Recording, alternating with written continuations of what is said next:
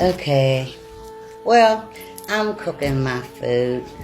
I'm gonna have Mother's Day, little Mother's Day dinner with me, myself, and I'm just as happy to do it. That's what I'm doing. I'm actually cooking right now. I had this little black shirt underneath my white suit, so I done took off the suit. Anyway, Mother's Day, Mother's Day, Mother's Day. I don't have no regrets about my mother not being here, because my mother, like I said earlier, she was my best friend. I want to say that I was right there.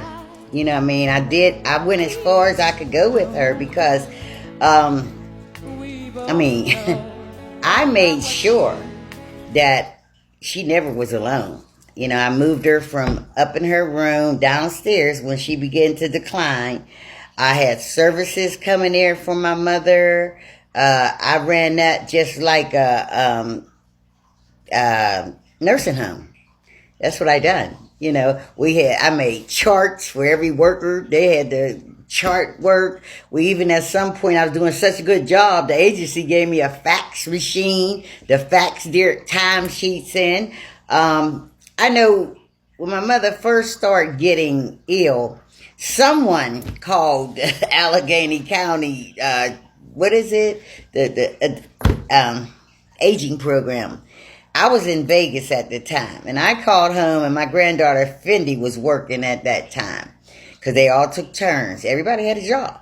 But anyway, somebody went and told them a lie, like I was not treating my mother right or something. But see, God don't let nothing slip up on you, because I had organized that thing so much that actually, after they did come to the house and see my mother, blah, blah, blah, lady called me a couple days later, said she never seen a family member run their home like a care, like I done, like I was doing. She said, "You sure you don't want to work for us?" That's like when the devil puts stuff in people's mind to do something against you. God always used that same thing and lift you up. I said, no, because really my mom was my job. God forgive me, but I wasn't really concerned about nobody else. I worked in a nursing home before, but my mom was my job. But I thank God, because I was all these miles away and they came to my mom's house like something was wrong, which it wasn't. I had it well organized. I had, like I said, everybody had the chart. I had a medication closet where they had to go get the pills to fill. We filled up the chart. I had the dinners. I had I had the best bed that she could use with the cushion and all that, air mattress. She had always, her grandkids and great grandkids always was coming around. So I know she was happy. But my mother definitely was one of the main bar energy of our family. And it was kind of hard sometimes to look at her and see age progress upon her life. But then I know, okay, I got to get to this part. In 2017, my mother always said, oh, July 11th, my birthday. But then, she always said, she said, I don't want no party. I said, Mom, I'm giving you a party. Luana, you don't have to go through that trouble. You don't have to go through that trouble. Well, of course, I know I didn't have to, but it was on my heart to do it. I went to the city hall. I got a permit. I blocked off the end of her street on Viola and the other end on Priscilla. So I had a block party, okay? Family from Georgia came, Detroit came, Virginia came, and my mother was like a mother to everybody. She never treated nobody wrong. If she had a piece of bread, somebody come there, she would give it to them, because she said she don't never know where her kids might end up at. So anyway, I gave that party, and her birthday was on the 11th of July. And this was 2017, but that wasn't a weekend. So I had it on the 15th of July.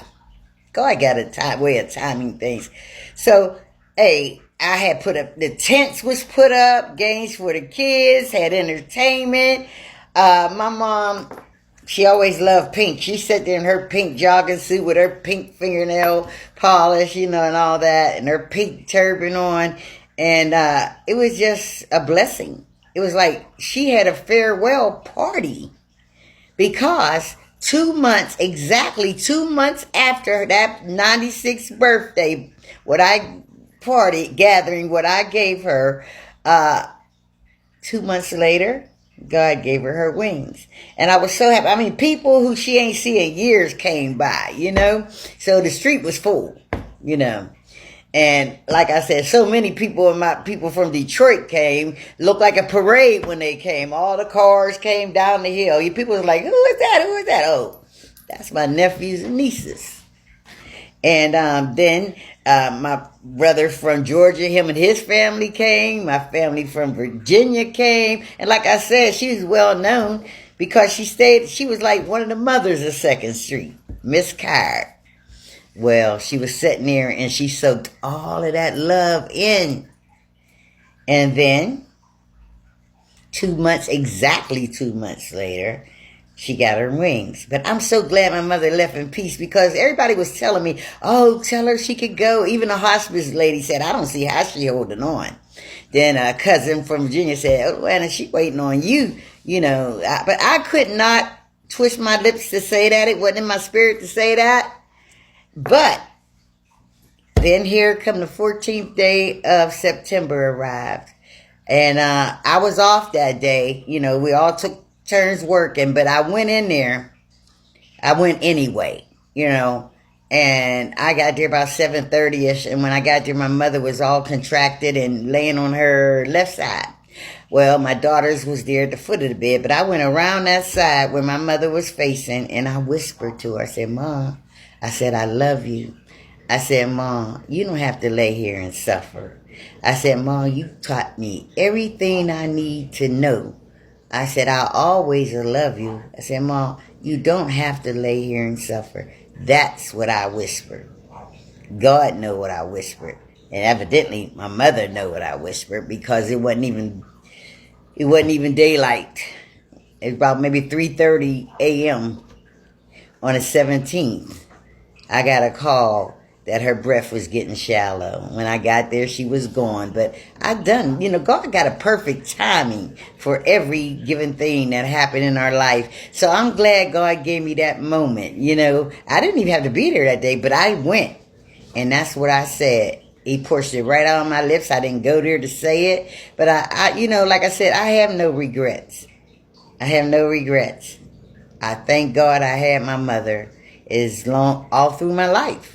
I'm 67 years old. My mother died in 2017. She was 96 years old. Now that's a blessing. So I just thank God for my mother. Sometimes I want to call her. But my mother really, I didn't know my mother poured so much wisdom in me until now. It's a lot that I strive off with my life now. And I just thank God that I had a loving mother.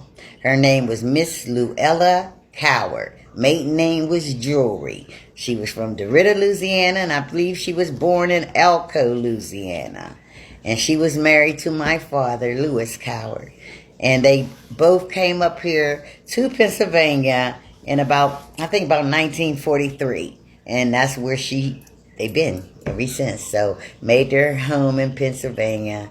My mother, I'm just saying, one of the best, I'm going to say. But to me, she is the queen of my life. She was the queen of my life then, and she will always be the queen of my life.